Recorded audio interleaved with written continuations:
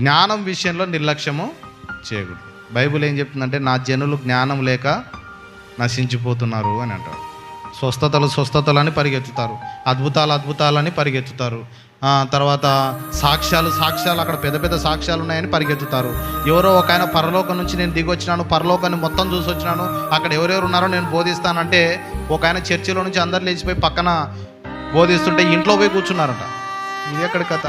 చర్చిలో పాస్టర్ గారు వాక్యం చెప్తుంటే పక్క ఇంట్లో ఒక ఆయన దర్శనం వచ్చిందంట. ఏంటి? పరలోకాన్ని చూసి వచ్చినాడంట. ఈయన ఏంది ఏదో బైబుల్ తెరిచినాడు, వాక్యం చెప్తున్నాడు. పరలోకానికి పోయి వచ్చినాడు కదా, ఆయన ఏం చెప్తున్నాడు, ఆయన చెప్పేది మనం విందామని అంటాడు. పరలోకానికి ఎవడు పైకి ఎక్కి దిగి రాలేదు, కింద నుంచి ఎవరు పైకి పోలేదని బైబుల్ చెప్తుంది. పరలోకం నుంచి వచ్చినాడు కాబట్టి ఆయన మాటలు మనం విందాం. వాక్యం పెద్దగా అవసరం లే. ఈరోజు వాక్య జ్ఞానాన్నే పక్కన పెట్టి ఇతర విషయాలకు, స్వస్థతలు జరుగుతున్నాయా లేదా, అద్భుతాలు జరుగుతున్నాయా లేదా, బాగు చేస్తున్నారా లేదా, లేకపోతే సాక్ష్యాలు ఉన్నాయా లేవా, ఇవే పరిగెత్తుతున్నారు. కానీ బైబిల్ ఏం చెప్తుంది? నా జనులు వాక్య జ్ఞానం లేక నశించిపోతున్నారు. మొదట మనకు కావాల్సింది ఏంటో తెలుసండి? స్వస్థతలు కాదు, అద్భుతాలు కాదు, తర్వాత సాక్ష్యాలు కాదు, వాక్యం కావాలి.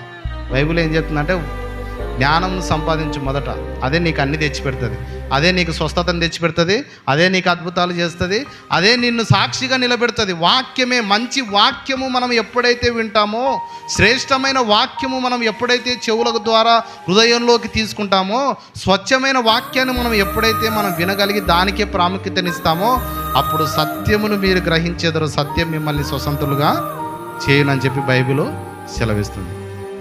అందుకే దేవుడు ఈ విషయంలో నిర్లక్ష్యంగా ఉండొద్దండి. ఏంది?